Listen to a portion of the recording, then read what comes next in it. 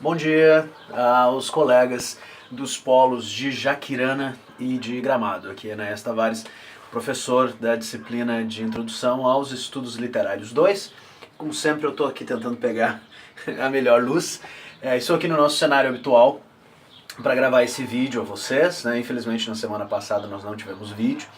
Mas agora que nós estamos planejando, né, até o final das nossas atividades, temos mais 3 semanas aí de aula e de muito trabalho pela frente até a nossa prova, nós teremos vídeos semanais a todos vocês. E eu começo esse vídeo que vai ter, eu acredito, aí uns 10 ou 15 minutos, falando a respeito de uma má notícia, para depois trazer algumas boas notícias, tá? No plural.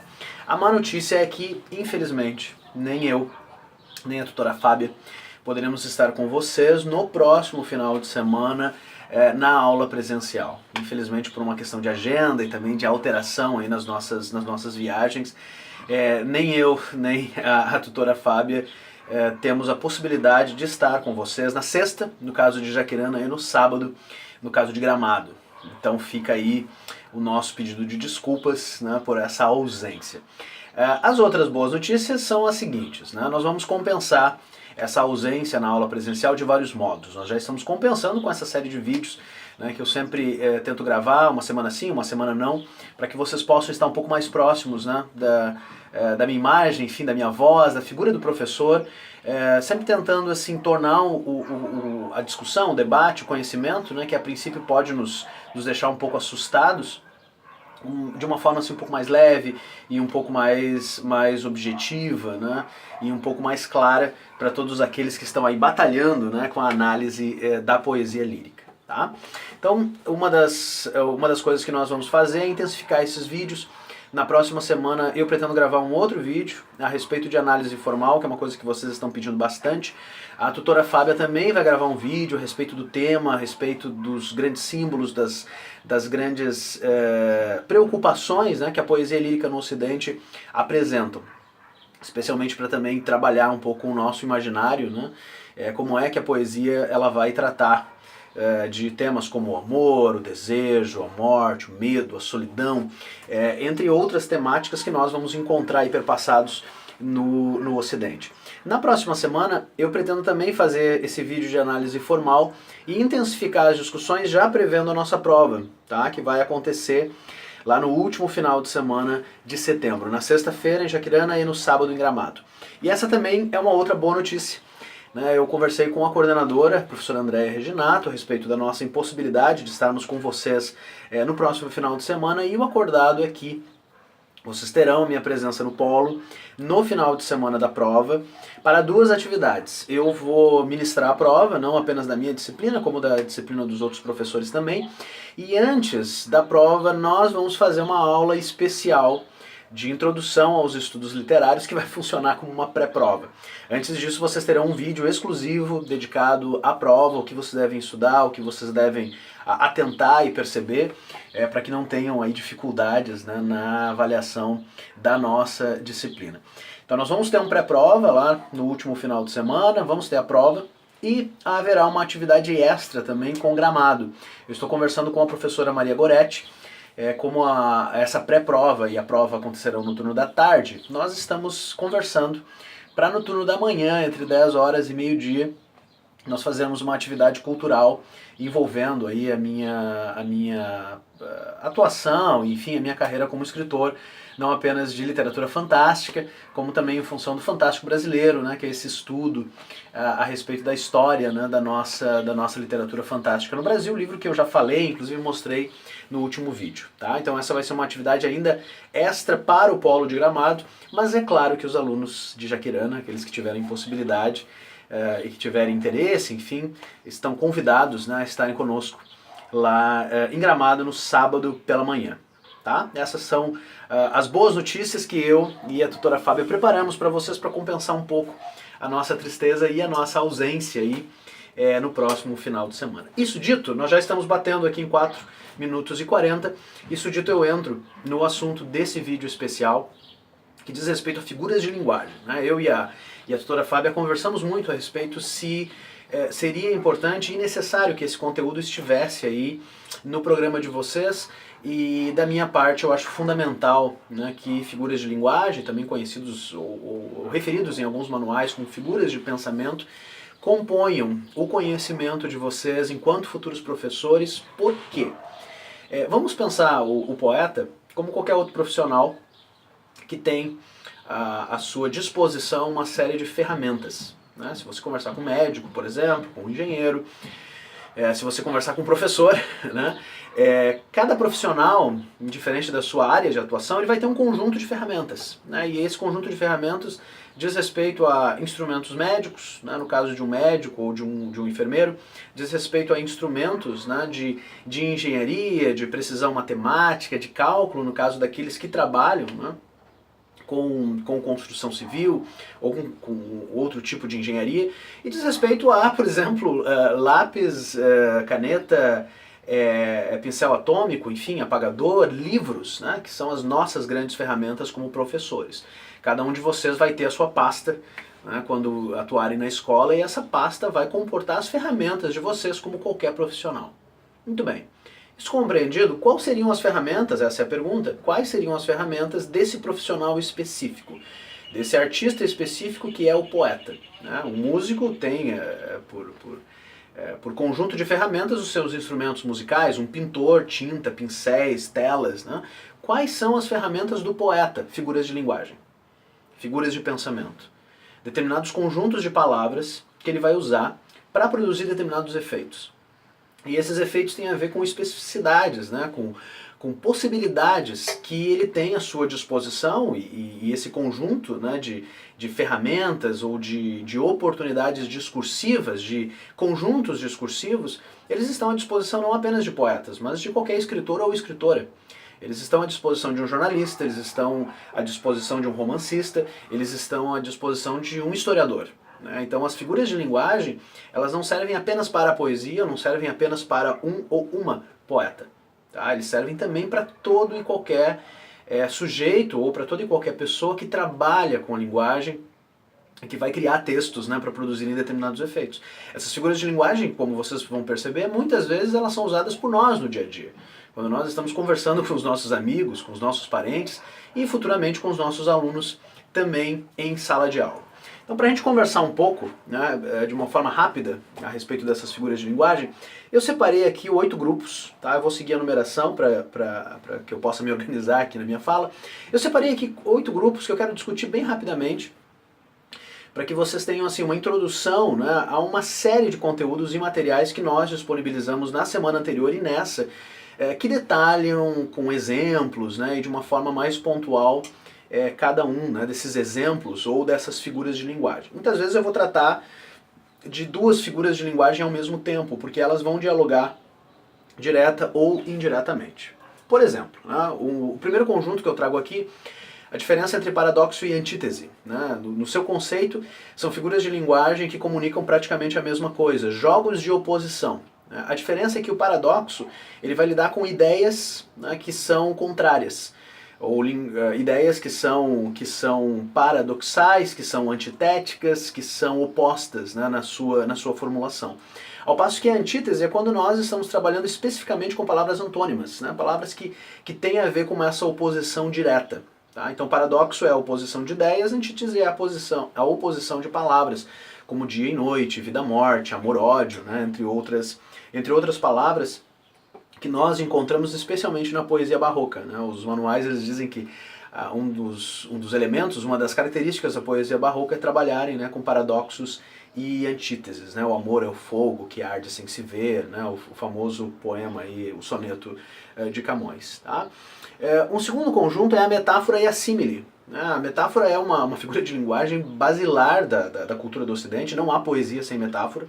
Né? Quando nós aproximamos uma pessoa, uma ideia, um conjunto de conhecimentos de um outro conjunto de características ou mesmo de detalhamentos, enfim, que a princípio nós não aproximaríamos. Né? A diferença entre metáfora e a símile é que a metáfora a gente vai dizer que uma coisa é outra.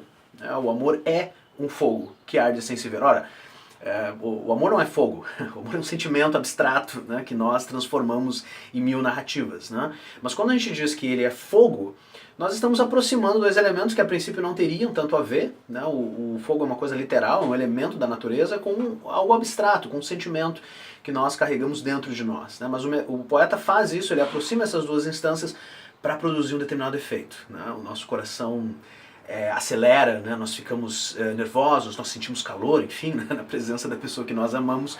Então por isso a metáfora perfeita de Camões é uma metáfora que compreende inclusive o mundo antigo, né? Uma metáfora que já existia em Virgílio, lá na Eneida. Qual é a diferença entre metáfora e símile? Né? Basicamente as duas coisas são iguais, a única diferença é que a símile é uma comparação.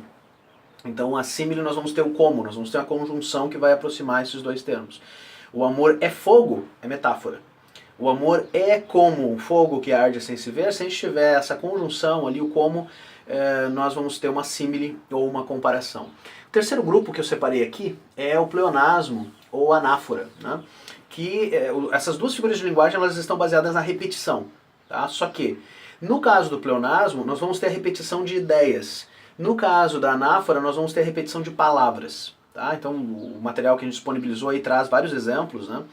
De determinadas ideias, conjuntos de experiências que o poeta vai repetir, pleonasmo, ou determinadas estruturas frasais, né? O amor é isso, o amor é isso, o amor é isso, né? Vários poemas, de novo, o soneto de Camões nos dá aí um bom exemplo para compreender, né, essas possibilidades em termos de figuras de linguagem, tá?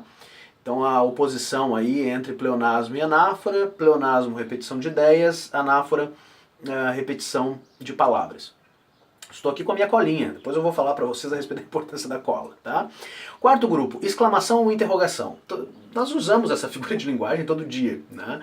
Todo dia nós exclamamos coisas, né? Isto não é possível, e nós questionamos coisas. Até quando, né, o nosso país sofrerá com a corrupção e tal. Tanto a exclamação quanto a interrogação são figuras que o poeta vai usar tanto para expressar o seu clamor para o mundo, como também interrogar o mundo a respeito de outros temas e de outros assuntos, como nós fazemos durante toda a nossa vida. Depois eu separo aqui num quinto grupo ironia e gradação. Né? Ironia é quando a gente diz uma coisa querendo dizer outra. O poeta também vai fazer isso, grandes escritores são mestres da ironia, Machado de Assis é um deles, né? Que quando começa a narrar uma cena, né, especialmente cenas que têm a ver, né, com encontros eróticos, enfim, possíveis encontros sexuais, e que ele vai dizer, não, cara leitor, eu não vou, né, continuar essa narrativa para uma vez, né, que não é de bom tom descrever essas coisas, essas cenas de alcova e tal. E essa ironia, que a gente pode imaginar o poeta ou o escritor com um sorriso nos lábios, ela é fundamental para a poesia. A poesia faz isso, ela diz uma coisa querendo dizer outra. Tá? A gente já tratou disso em outros assuntos, né, em outros momentos. Eu coloco aqui a gradação, né, junto de ironia. A gradação é bem diferente de ironia, mas a gradação é quando você enumera ou você produz, né, um determinado conjunto de elementos que podem ser tanto, por exemplo, elementos profissionais, elementos amorosos, sentimentos, elementos naturais, enfim, né, uma série de classes, de seres ou de objetos ou de sentimentos que o poeta ele vai listar e ele vai produzir uma gradação, tá? Para intensificar o seu argumento, especialmente no caso, né, de poemas mais voltados para uma argumentação específica. O sexto grupo é a diferença entre prosopopeia e personificação. Né? Os manuais, às vezes, eles tratam dessas duas figuras de forma diferente, às vezes eles usam personificação para exemplificar a prosopopeia, né? que em termos simples quando você pega um objeto inanimado, ou quando você pega, enfim, né, uma palavra que diz respeito a um elemento da natureza inanimado e você associa ações humanas, né? O sol, por exemplo, aquilo que o sol comunica. Ora, o sol não comunica como nós comunicamos na fala, né? Mas o poeta ele vai pegar uma pantera, por exemplo, ou o sol, ou o mar, né, uma montanha, e vai dar características pessoais para que esse elemento natural ele seja mais expressivo e dramático. Um sétimo grupo, já indo para o final aqui, porque eu estou em quase 15 minutos de vídeo, um sétimo grupo é a diferença entre alegoria e símbolo, né? Que aqui de novo, assim como metáfora e símile, são duas utilizações da linguagem muito importantes para a poesia, né? E que tem a ver com ironia também, porque tanto alegoria e símbolo comunicam uma coisa para dizer outra. Só que enquanto o símbolo ele é mais geral e mais amplo, né? Por exemplo, quando nós usamos o fogo, né, o símbolo do fogo, né, um poema sobre o fogo. O fogo que queima, o fogo que destrói, ao mesmo tempo o fogo que fomenta a imaginação, o fogo que anima, que ilumina. Esse poema sobre o fogo ele pode ter qualquer sentido, né? Você pode interpretar o poema sobre o fogo como um poema sobre o amor, sobre a criatividade, sobre alguma relação entre nós e os elementos naturais e por aí vai, né? Então o símbolo ele apresenta uma metáfora que é mais aberta à interpretação. Cada leitor vai pensar uma coisa diferente. A alegoria não. A alegoria é dizer uma coisa para apontar para outra específica, e o poeta já sabe o que é essa outra coisa específica, né? Então no caso do cristianismo, por exemplo, né, não há poesia medieval sem alegoria, porque boa parte da poesia medieval ela tem um significado religioso específico, né? Uma pomba que aparece num poema, por exemplo, ou um leão, né, ou um cordeiro, enfim, animais específicos que apontam para Cristo, por exemplo, né? Dificilmente alguém vai dizer que aquele cordeiro representa qualquer outra figuração, qualquer outro personagem, ou qualquer outro sentido que não a ideia de um Cristo, né, enquanto um cordeiro que se sacrifica pela humanidade. Tá? Então, de novo, né, o símbolo é mais aberto à interpretação, a alegoria é mais específica, é o A que aponta para B. Enquanto que o símbolo é o A que aponta para B, C, D, E, F, de acordo com o que o leitor quer. Né? E, por fim, eu coloco aqui a hipérbole. Aqui também em relação à gradação, eu tinha colocado gradação antes, né, mas eu contrasto aqui hipérbole com gradação, porque a gradação ela vai construir um determinado conjunto, né, de saberes a partir de classes, a partir de um conjunto de substantivos ou palavras, enfim, né, enquanto que a hipérbole vai produzir um exagero, né, o morrer de amores, né, o morrer de saudades. Um exagero que o poeta constrói, que o poeta utiliza, imagina, né, para produzir determinados efeitos. Quase sempre de cunho assim, expressivo, retórico, enfim. Tá?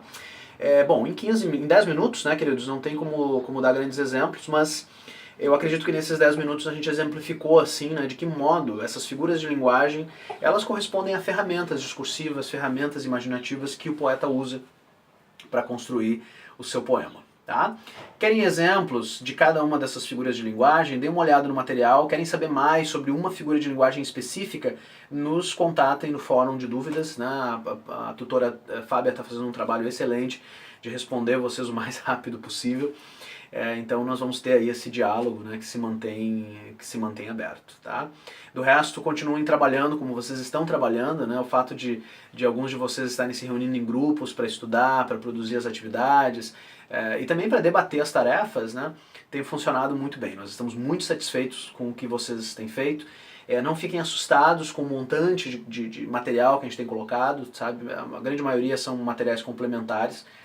E vocês verão que, tanto nas tarefas, como também na prova, né, logo a gente começa a dar detalhes sobre a prova, o que nós vamos avaliar, o que nós vamos cobrar é o interesse de vocês e a forma como vocês compreendem esses assuntos. Né?